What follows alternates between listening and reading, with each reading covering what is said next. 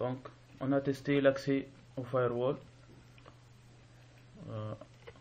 à partir de la zone RAID critique.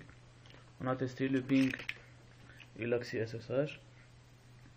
Supposons donc qu'on a un service ici installé sur Windows XP ou sur SUSE et on veut accéder à ce service à travers le firewall.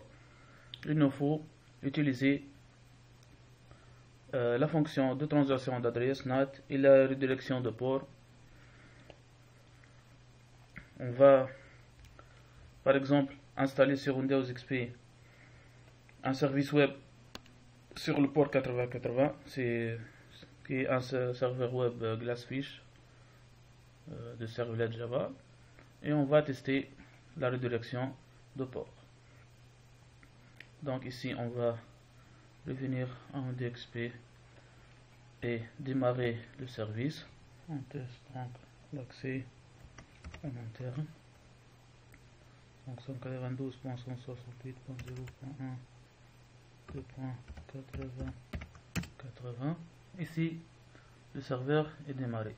Donc l'accès, on veut que l'accès à ce serveur soit à travers la zone RAID.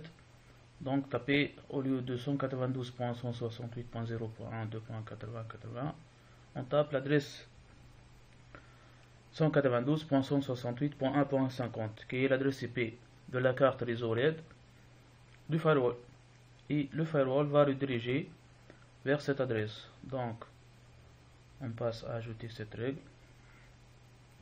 On va tester d'abord. Donc ici on teste d'abord l'accès.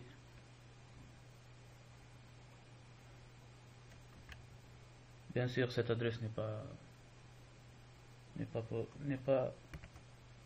dans le même réseau, mais si on tape cette adresse, il ne va pas répondre.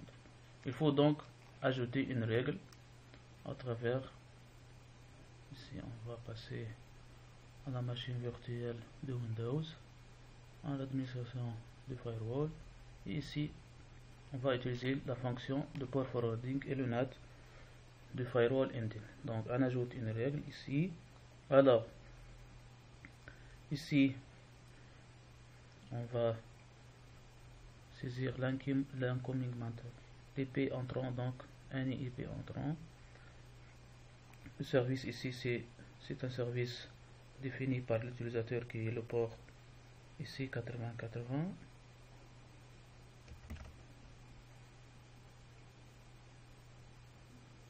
Le protocole c'est le protocole TCP, donc 8080 ici. Il va être transalté à l'adresse IP de Windows XP 192.1 dans la zone interne et le même port ici 8080. La fonction de NAT va autoriser donc l'accès, et l'accès sera de n'importe quel réseau. Et ici on va redirection de port.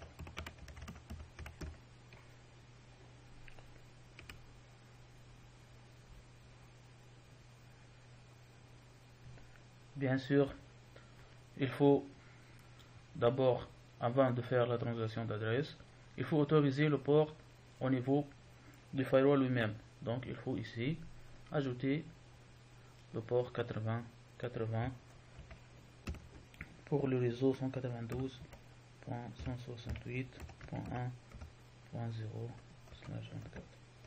On peut ajouter ici donc à travers l'interface RAID, et ici c'est le port TCP/IP et le port 8080.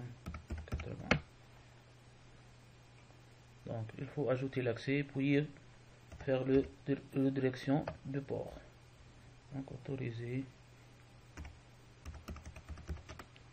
web JavaScript.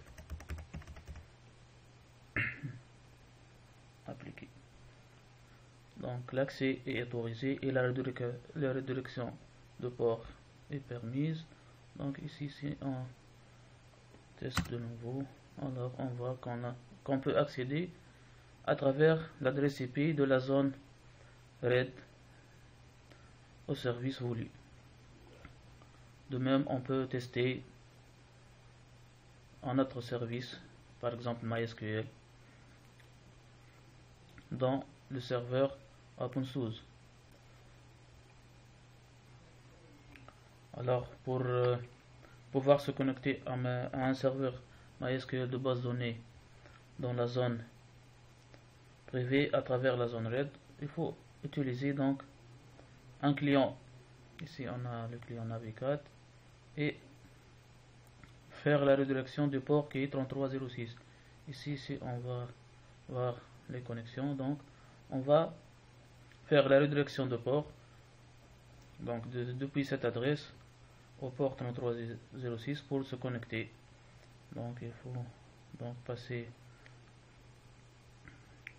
il faut d'abord démarrer le service. Donc si on revient ici à l'image de l'architecture réseau, on veut donc accéder depuis cette zone, depuis cette adresse, donc depuis la zone critique, au service MySQL qui est installé dans cette machine OpenSUSE Linux qui est donc dans le réseau privé de Indian Firewall, qui est le réseau ici dans la zone verte, qui est le réseau à sécuriser. Donc il faut d'abord tester la connectivité au niveau du serveur. Alors ici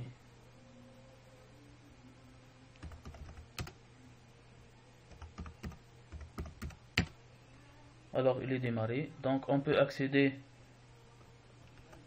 depuis par exemple la machine Windows XP qui est dans le même réseau. Elle peut donc accéder ici. Si on teste l'accès, alors on voit qu'on peut accéder et explorer les bases de données.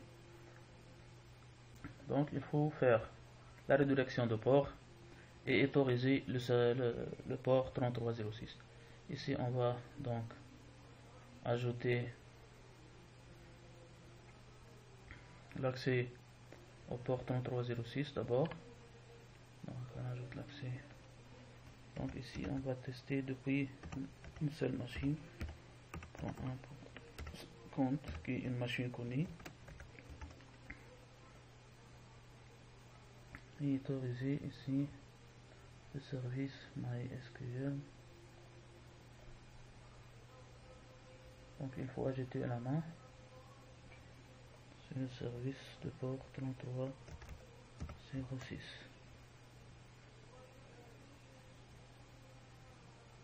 Autoriser donc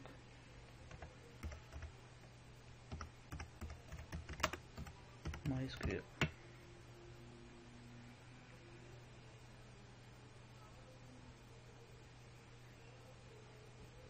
Puis faire la redirection de port. Donc ici le service, donc c'est 3306. Donc à travers ici on met l'adresse IP de la machine SUSE qui est l'adresse IP 192.168 et le port c'est le même port 3306. Donc autoriser le NAT et permettre l'accès depuis l'extérieur. Donc redirection de port MySQL.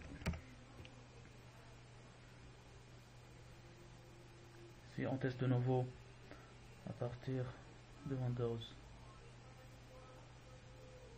ici, depuis donc la zone extérieure,